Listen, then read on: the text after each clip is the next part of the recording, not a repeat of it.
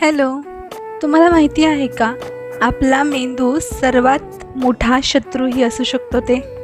दिवसभरात 10 लोक तुमचं कौतुक करतात, पण फक्त एक जण काही वाईट बोलतो आणि रात्री झोपताना तुमच्या डोक्यात फक्त सतत तेच निगेटिव्ह गोष्ट फिरत राहते. असं का होतं बरं?